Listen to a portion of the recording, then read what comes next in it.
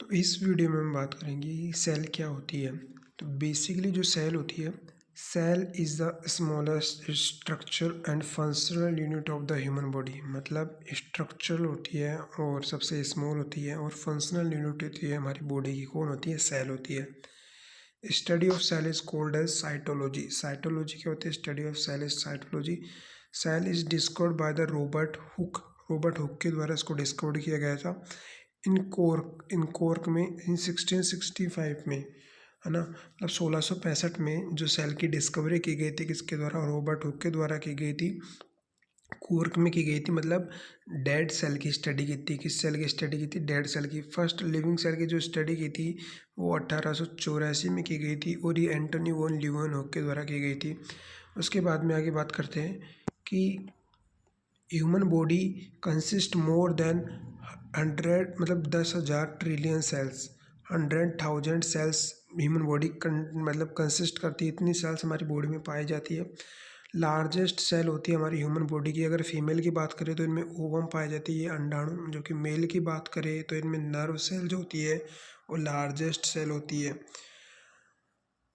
Largest cell in male की बात करें वो नर्व सेल होती है। Smallest cell of human body वो कौन सी होती है हमारे पास में? होती है हमारे पास में स्पर्म होती है। कौन होती है? स्पर्म होती है। अगर वही smallest cell of human body, जिसमें अगर फीमेल की बात आई तो उसमें कौन सी आ जाएगी?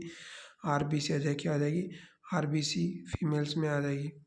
स्मॉलेस्ट ब्लड सेल्स जो होती है वो कौन सी होती है? प्लेटलेट्स होती है स्मॉलेस्ट ब्लड सेल्स। और एवरेज साइज ऑफ सेल जो होती है वो 7 to 10 माइक्रो होती है। एक सेल की जो एवरेज साइज होती है 7 to 10 माइक्रोन होती है।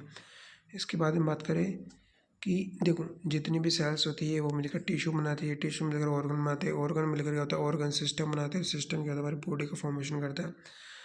अब एक सेल के स्ट्रक्चर में हमें क्या क्या चीज़ें दिखाई देती है उसके बारे में बात करते हैं। तो इस स्ट्रक्चर ऑफ सेल में हमें क्या क्या दिखाई देती है? Cell is formed by the cell membrane, जो सबसे बाहर के मेम्ब्रेन हो गए। उसके बाद में होता है साइटोप्लाज्म। अब इसमें क्या होता है? साइटोप्लाज्म में भरा होता है।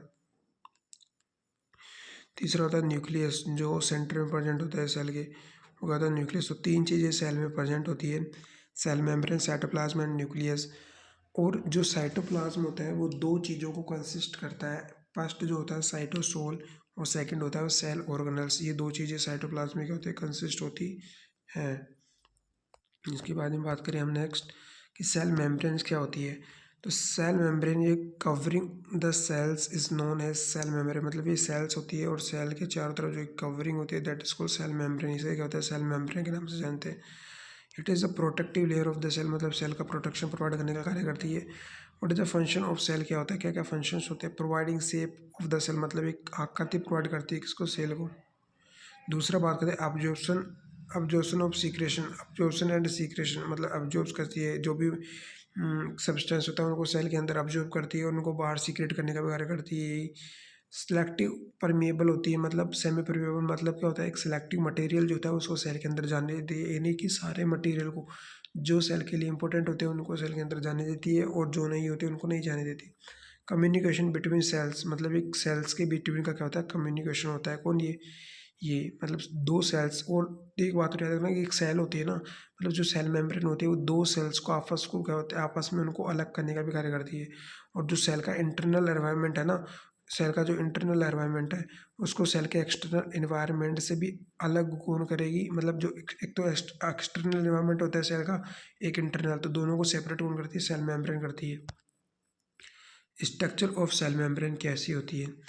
देखो, three structures explained by the various scientist. मतलब तीन प्रकार के स्ट्रक्चर्स जो एक्सप्लेन की गई है बाई अलग अलग साइंटिस्ट के द्वारा, जिसमें पहला आता है Daniel deviation model. Daniel deviation model आता है।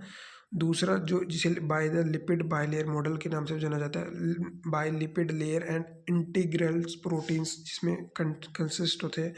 दूसरा होता है यूनिट मेम्ब्रेन मॉडल, जिसमें क्या होता है? डेविड रॉबर्ट्स ने इसकी खोज की थी।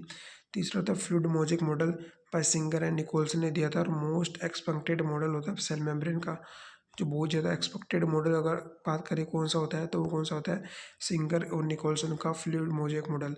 Cell membrane is formed by the cell carbohydrate, lipid हो गए, प्रोटीन्स हो गए, जिसमें कार्बोहाइड्रेट जो है 5% पाया जाता है, लिपिड जो है 40% पाया जाता है और प्रोटीन 55% पाया जाता है।